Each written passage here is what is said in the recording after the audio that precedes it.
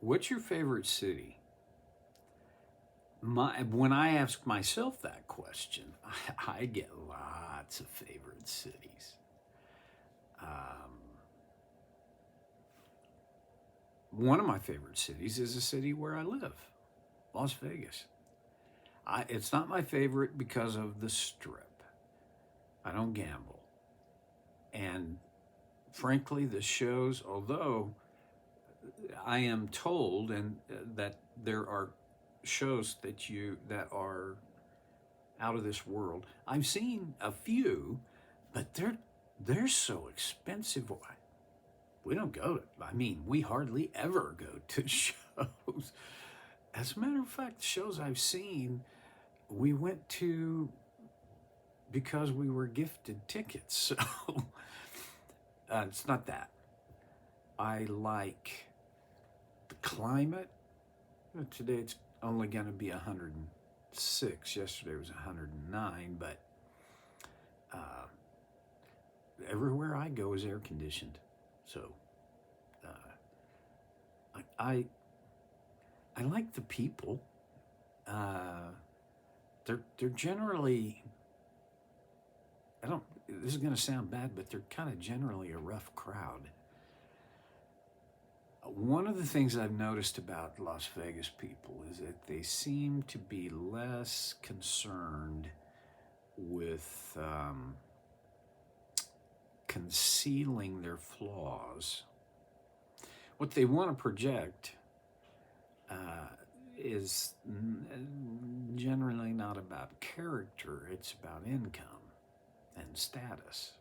Well, can I be? I'll be frank with you. I can say the same about every city I've lived in. Well, okay. Anyway, I like Las Vegas. I'm grateful that God kind of sent us back here. But it's not. I mean, I don't have one favorite city. I got lots of favorite cities. Um, what makes your favorite city or cities favorite? Well, that's real personal and individual. David had a favorite city. And a little bit like me, it was the city where he lived. And he writes about this city in Psalm 51. We're ready for that, where he says in verse 18, Lord, look with favor on Zion and help her. Rebuild the walls of Jerusalem. Now, this is after he had the what I think is probably one of the most, anyway for me, one of the most helpful passages about finding and feeling forgiven. Where verse 17, the sacrifice you desire is a broken spirit. You will not reject a broken and repentant heart, O God. And then he launches into this, hey, look with favor on Zion and help her. Okay, Zion was another city, or another name for the city of Jerusalem. And it's where he lived, was the capital. He lived in a part of Jerusalem called the City of David. But Jerusalem was, in David's day, was not a fully built up and fortified city. It still lacked some fortification. But the thing that distinguished Jerusalem, Zion, excuse me, from all the other cities on the planet was that David had prepared a place for the Ark of the Covenant in Jerusalem. And we had one failed attempt where they had put the ark on a cart and oxen pulled it. It hit a bump, the ark, the cart wobbled, and one of the attendants reached up to steady the cart. When he touched the Ark of the Covenant, he died. And that shut down the party pretty quick. And then David realized, well, wait a second. That's not how you're supposed to transport the Ark of the Covenant.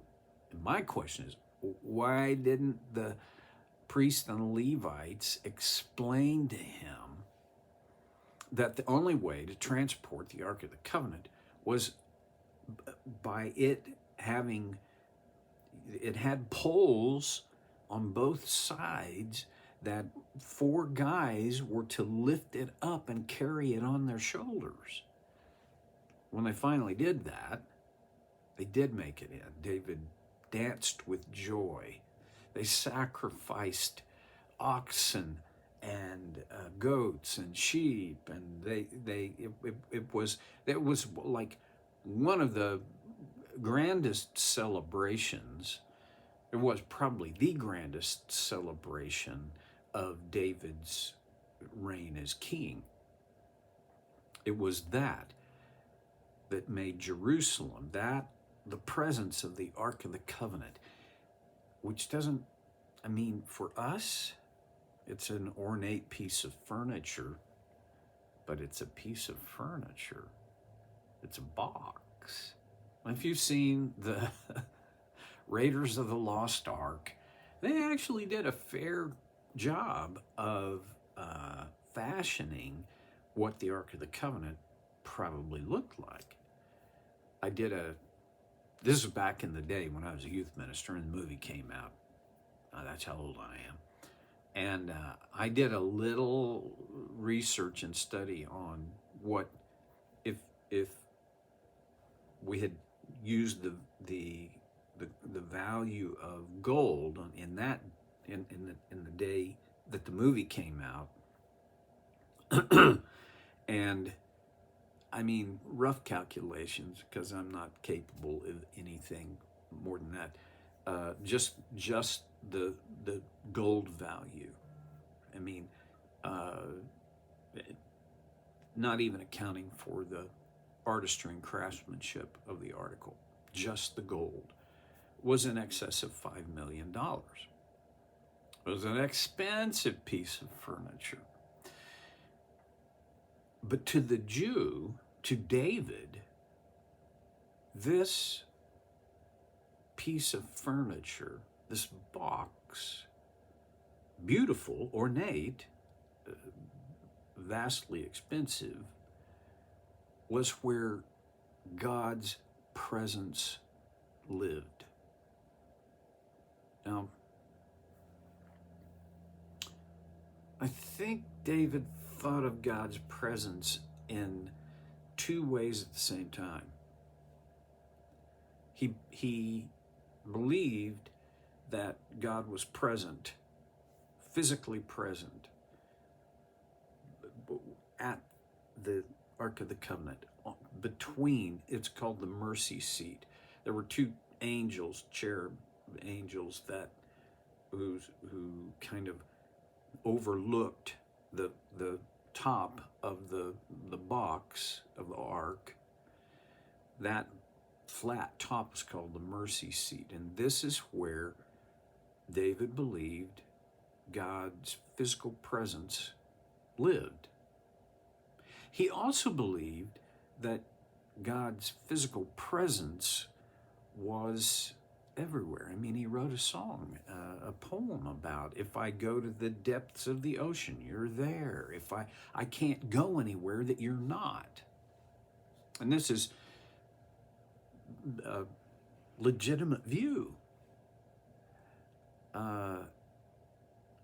Today, well, first of all, in 70 AD, the temple was demolished. And there's speculation, the ark had been taken, and I kind of disbelieve that. However, what I will say is, if the ark was where God's physical presence lived, then he moved out before 70 AD. There is no, that we know of, and I don't think we'll ever find, the Ark of the Covenant. So for us, this is kind of far afield from what David wrote here, but I think it's important. Guess where the Ark is now? The place where God lives. It's in us. We, Paul writes, are the temple of the Holy Spirit. There is no physical temple anymore. Oh, yes, there is. Right here. In you. All right. Verse 18 again. Let's go back to what David wrote. Look with favor on Zion and help her. This city, whatever city is your favorite city, for whatever reason, it is your favorite. It needs God's help. My favorite city here, the one I've talked about, Las Vegas, boy, does it ever need God's help. This is in my opinion, this is one of the capitals of the entire world for broken, messed up people. It's not the only place. And oh, by the way, I don't know where you live, but there's no shortage of broken, messed up people where you live either. But boy, does this city need God's help. There are churches here, some actually wonderful churches, and they are reaching on Jesus' behalf and reaching into this city, this culture that is broken and messed up, and helping lost people who are far from God, find him and grace and forgiveness.